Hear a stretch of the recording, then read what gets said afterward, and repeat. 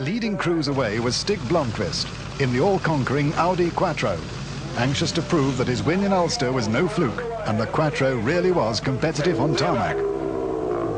His main opposition was to come from the trio of Opel Manta 400s of Toivonen, Vatanen and McRae, and of course from the Chevette twins Brooks and Kaby.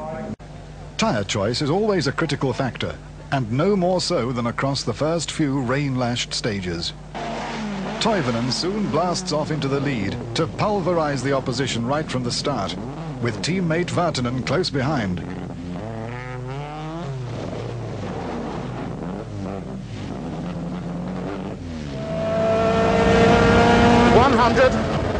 Flat left, 100, flat left maybe, 70, left. Okay, 200. Flat right. 300. Blomqvist's Quattro was just not in the hunt. The handling was absolutely appalling.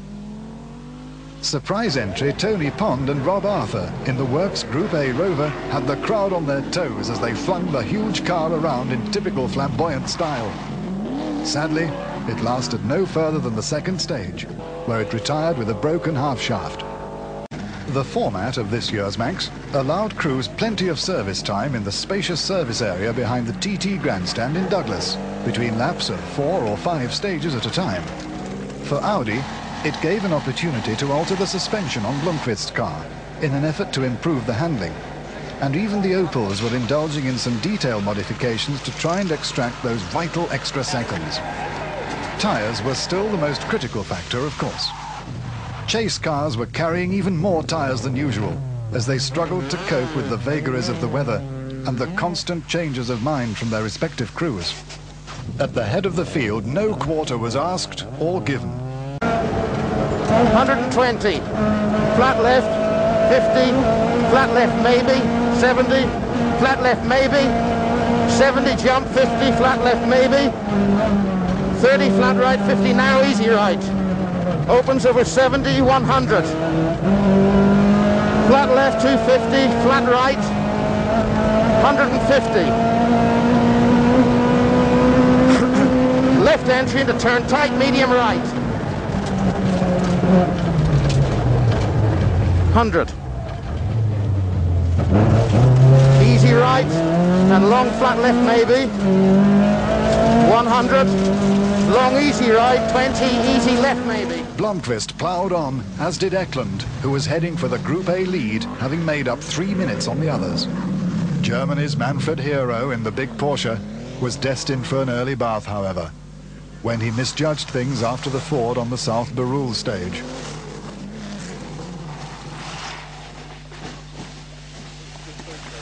Alan? Slow the other one down, don't all rush up here. Okay, flag, get the bottom. Yeah, look up.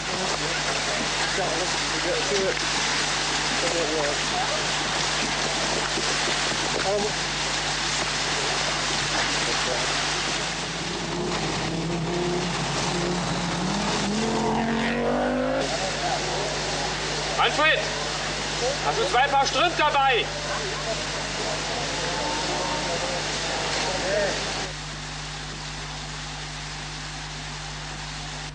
With roads beginning to dry out, the Opels pushed even further ahead, with Brooks trailing them by almost 1.5 minutes.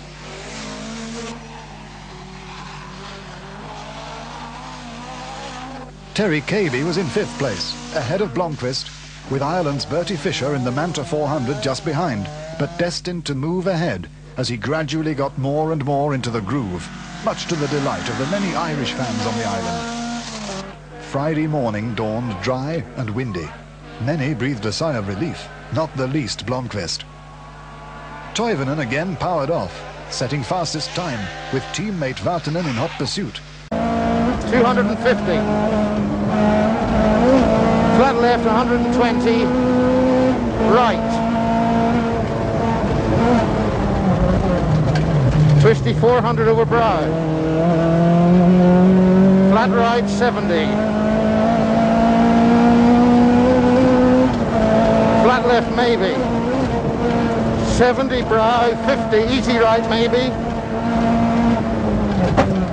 And narrow easy right maybe, and easy left, 30, flat left, 50, K left. 20 right maybe, and easy left maybe, 50, K left maybe. And easy right, 50, left. McRae was trying his best, but obviously his chances of another victory looked remote against such a show of force. Axle problems too almost caused his retirement, but he managed to make it back to service in Douglas, where a replacement unit was fitted. KB nudged a bank in his efforts to remain in contention, needing new suspension and steering rack.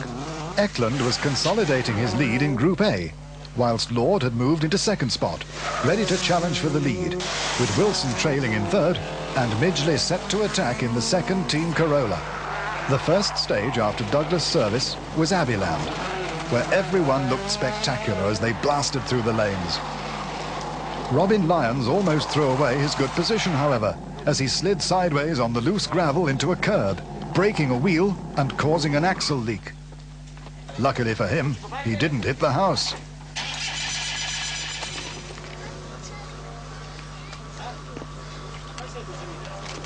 What's happened, Jim?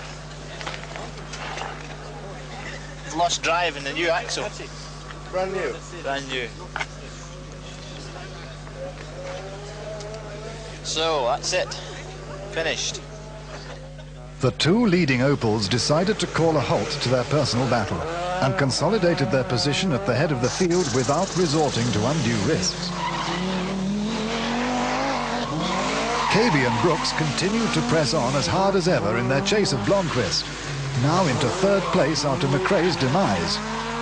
It was at this stage that the rally almost ground to a halt when Mike Patterson's escort rolled on the Erie stage, blocking the road.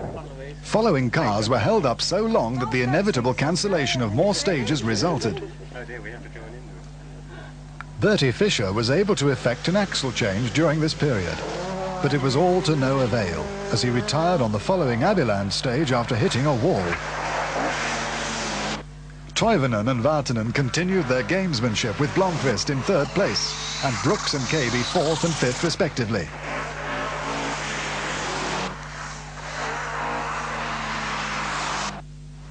The final day, and 13 stages remaining. It was bound to be unlucky for someone. But who? Last year, disaster struck the Opel team, who were taking no chances this year as the terrible twins coasted, if their driving can ever be described as that, to a 1-2 victory, delighting not only their own management, but sponsors Rothmans as well. Through really bad patch in his rallying career, and he hasn't got it. He just hasn't got any wins, although he has put up some really remarkable performances. Right. So I think it is his time to win something. Well, very nice. I'm sure you'll be very pleased to see him win. Oh yes, I don't mind at all. Good, thanks. It was Audi's turn to be the unlucky team. Blomqvist had been trying as hard as ever, and no one could doubt his commitment as he battled to keep ahead of Brooks and KB. Even though they were chipping away the seconds, he felt he had enough to stay in third place. He had steering and suspension problems to contend with, but was not about to give up. He may not have wanted to, but the Audi's engine certainly did. And on the Brandywell stage, it let go with a bang, putting a rod through the side. A bitter end to a marvellous season, which gave him the driver's title, but lost Audi the manufacturer's crown. And so Brooks moved into third. He had been convinced he could pass Blomqvist even without his retirement. He had tried his all, driving the 3 days of intense competition in what is basically an outdated and underpowered car. Next year we'll probably see him behind the wheel of a Manta 400, so things are likely to be even closer. Terry KB in fourth was just pleased to finish. He's had a disastrous season, which he must be glad is behind him. With a competitive car, he's a force to be reckoned with, and who knows what he plans for 1984. Certainly, any championship round would be poorer without his flamboyant driving style.